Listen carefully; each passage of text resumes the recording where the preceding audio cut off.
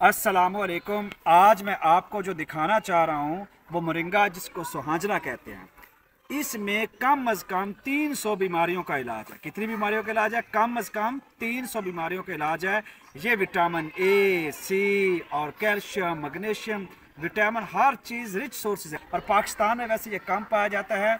मैं चाहता हूँ कि पाकिस्तान के ये हर घर में ये सुहांजने का यानी मोरिंगा का दरख्त होना चाहिए।